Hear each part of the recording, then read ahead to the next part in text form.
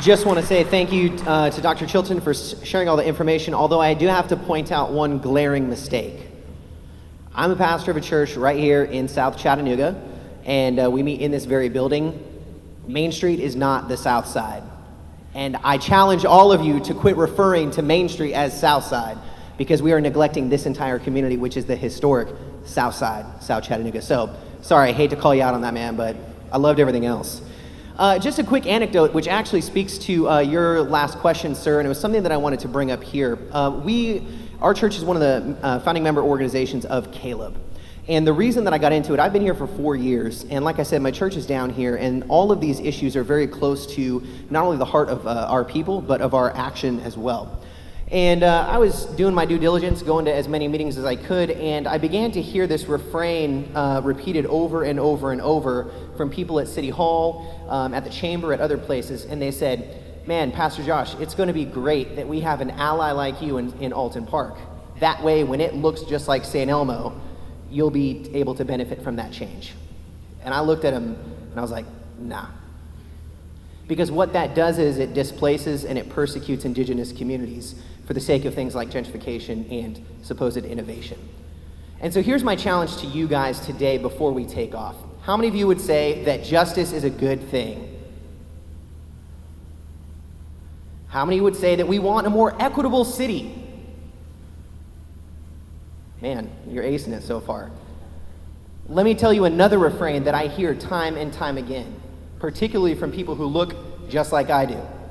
Everyone loves the idea of justice. Everyone thinks that Chattanooga should be equitable. Everyone thinks that innovation and all of these increases in economic growth should be available to all. Yet there are very few who are willing and able to take the next step from just getting data points to then taking action and being part of a change-making organization.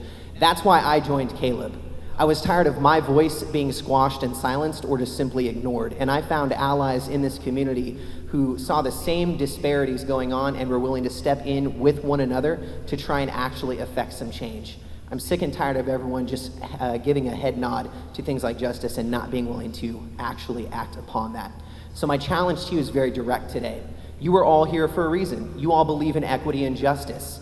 There are organizations, particularly Caleb, who are seeking to pursue this for all residents in our city who care deeply about the issues that have been presented today.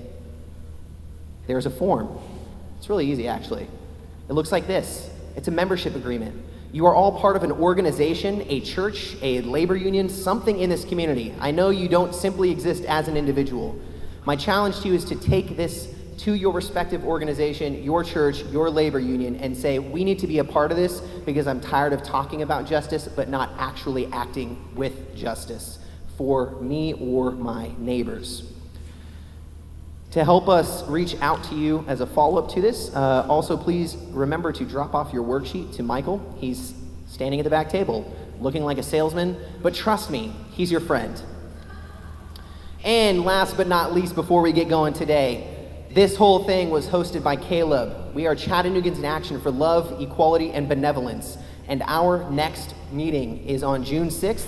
That is a Thursday night, or June 8th, I'm sorry. It's a Thursday night in just a couple of weeks at 6 p.m. in this very building. So if you got here today, you can get back here in a couple of weeks on June 8th, 6 to 7:30. We start on time, we end on time, and let's begin to build this coalition.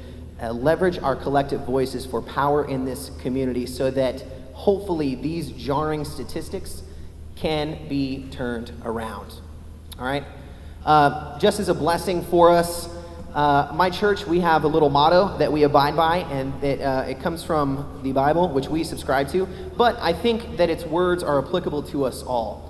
And that is that we are to act with justice in our city, and in the meantime, we should be merciful with one another, and ultimately be humble enough to work cooperatively in order to gain power for us all. And so as you get going today, remember those words, and also, if you believe in justice and equity, there is an organization in your midst that you can join.